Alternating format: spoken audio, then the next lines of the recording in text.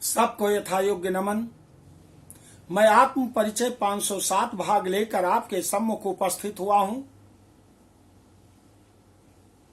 देवी भागवत महापुराण में अध्याय 22 में श्लोक संख्या 51 से लेकर के श्लोक संख्या 62 तक आपके सम्मुख प्रस्तुत करने जा रहा हूं। इस परिच्छेद में देवराज इंद्र और कामदेव का वार्तालाप होता है। इसे आप सुनेंगे। आइए सर्वप्रथम माता भगवती को शंख ध्वनि द्वारा प्रणाम करते हैं।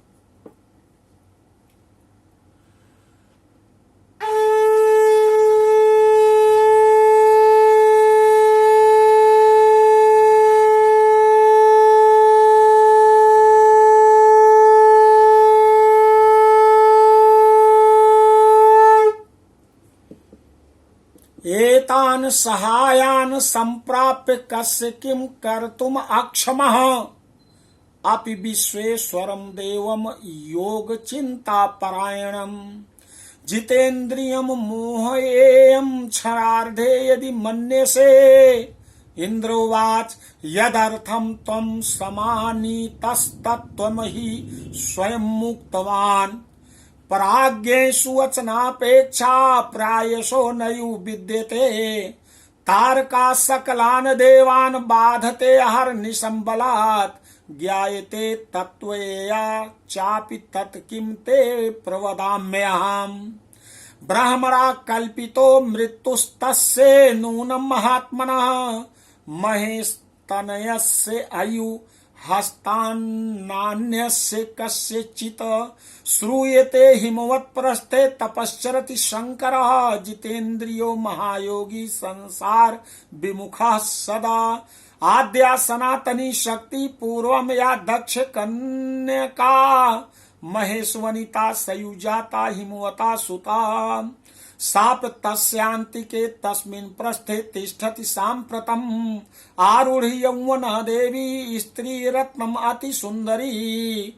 तामनेहते महादेवो मनसापि कदाचन योग चिंता परम तत्त्वम मोहया सुममाज्ञया यथा सत्याम सानुरागो रेमे सा वृषभध्वजा तथा गिरिजया सार्धम रमेत योगम उत्सृजन तथा विधत्त सो लोकानां हिताय कुसुमायुध तत्प्रसादादि में देवा भवन्तु विगत ज्वरः सुस्थानि सन्तु लोकानि यथा वराणि चराणि चा।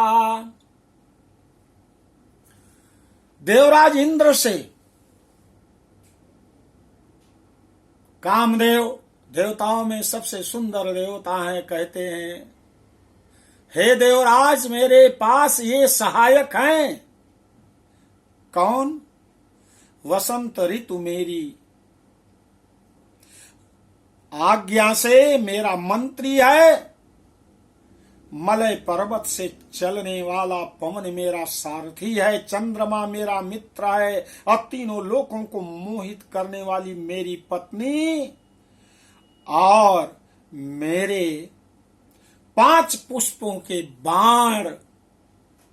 इससे मैं क्या नहीं कर सकता हूं।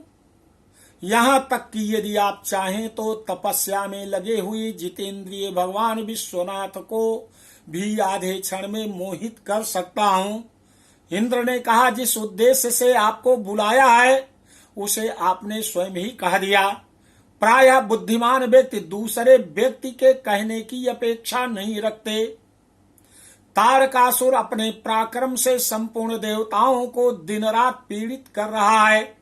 ये बात आप भी जानते हैं, फिर आपसे मैं क्या कहूं। उसकी मृत्यु ब्रह्मा जी ने भगवान शिव के महापराक्रमी पुत्र के हाथ से सुनिश्चित किया है, अन्य किसी के हाथ से नहीं।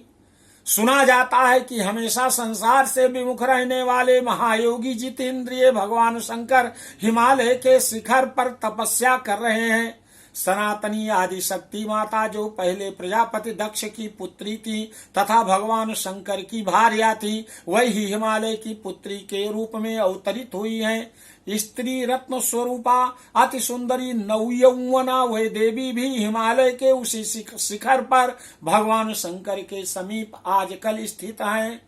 भगवान विश्वनाथ उनको कभी मन में भी नहीं चाहते, इसलिए आप तपोनिष्ठ भगवान शंकर को मेरी आज्ञा से शीघ्र मोहित करें। जिस प्रकार वह भगवान वृषभध्वज सती के साथ प्रीति पूर्वक रमण करते थे, उसी प्रकार तपस्या को छोड़कर हिमालय पुत्री गिरिजा के साथ रमण करें।